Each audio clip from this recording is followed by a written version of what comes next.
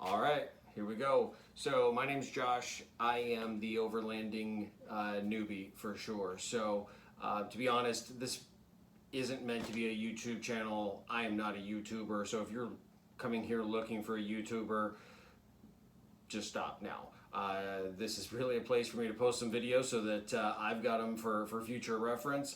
I've got a couple of buddies of mine that want to kind of follow along with the progress as I build out some overlanding gear, mainly a trailer. And so this is just kind of a landing spot for that. And if you're interested, follow along. I am going to kind of share what I have learned. So if you're new getting into overlanding, you can learn along with me. I can tell you by no means am I an expert. There is a ton of actual real experts out there. I'll post some links to a couple of my favorite YouTubers that are YouTubers and are expert overlanders. I'm not that guy. So let me just tell you a little bit about my history. To be honest, it's about a year ago I really kind of started thinking about overlanding, but not even knowing that overlanding existed. I do a lot of fishing. I access a lot of fishing areas through fairly basic remote areas, U.S. Forest Service roads, things like that. My family and I are pretty big campers. I've got a wife, a 13-year-old son. We camp as a family 3 to 5 times a year. I camp on my own another 3 to 5 times. Would like to do that a lot more, and started finding myself camping in more and more remote areas when I was camping on my own.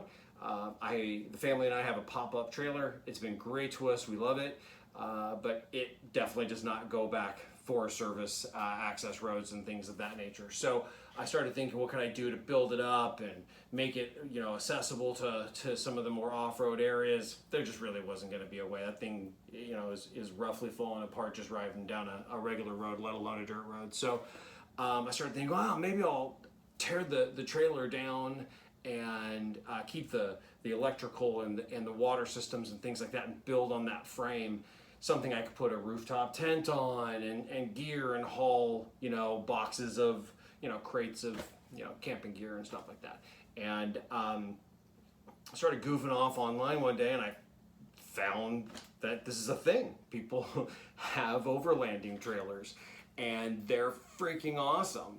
So I started looking around and found a couple places that I was kind of narrowing it down to, was going to have a custom, overland trailer built, and started looking at all the accessories I wanted, and it was definitely more than what I was comfortable spending, which means that it was a lot more than my wife was comfortable with me spending.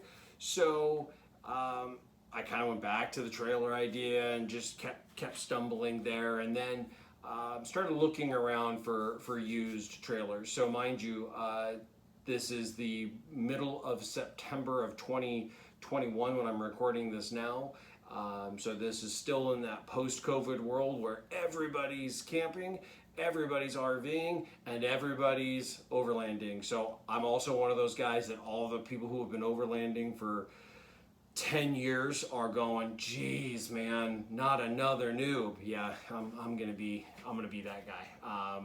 And hopefully I meet some cool people along the way that are welcoming to the new guy as well. It actually has been pretty good so far in that regard as well. So anyways, I'm in Northern California. I found a trailer that was for sale in Santa Clara. I'm in a suburb of Sacramento, and found this trailer that was for sale through a message board, Overland Bound. And so I reached out to the guy, we corresponded.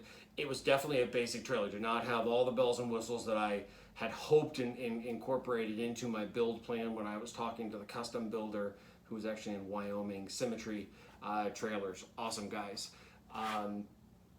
So ended up, for the price, it ended up being a pretty good deal. It's not a great deal, but a pretty good deal. So told the guy I'd be down, in a couple weeks, and we coordinated time for me to come see it. In the meantime, I looked at some pictures of it online. I noticed the BAMF tag on the trailer, which is Bay Area metal fabricators. So I look up Bay Area metal fabricators. Turns out that they're a company in Benicia, California. So definite extreme East Bay, and they build overland trailers. So start researching them, and actually was emailing with the owner of the company, another great company, great guy, and we were talking, and he said, he says, hey, you're buying this trailer, and I said, yep. And he says, you're buying the only one.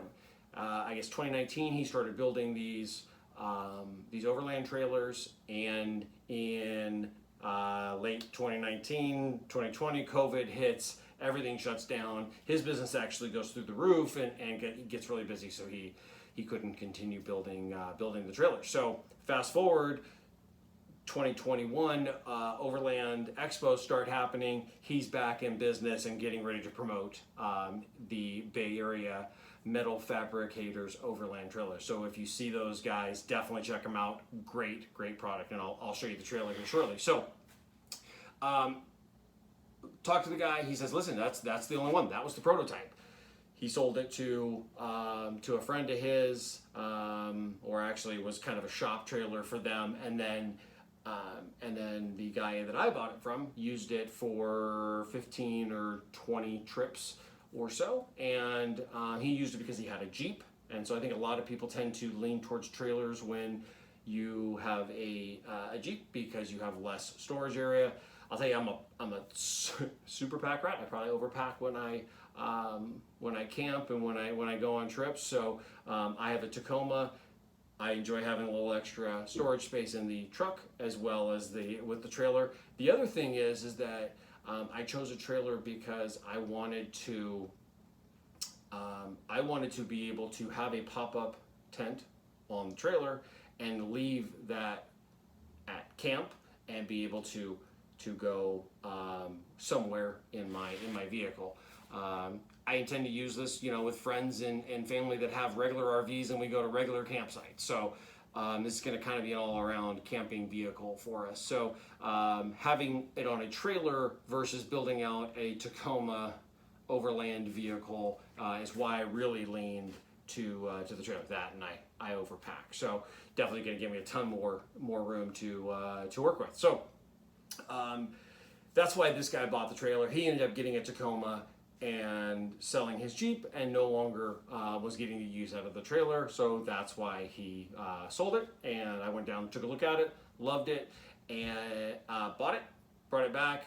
I've had a few other projects going on at the house, and I'm finally now getting ready to start outfitting it and building it out to be what I hope I want it to be. So anyways, that's my intro. That's who I am. That's kind of how I've got to this point in time. Next video is going to be just a real quick run through to show you the trailer, what I like, what I don't like, and not necessarily don't like, but what I think could be improved, and what I'm looking at. And then I'll do another video where I kind of talk to you about my overall vision and layout plan that I've got for projects and equipping the actual trailer. So thanks. Enjoy the ride with me. Talk to you later.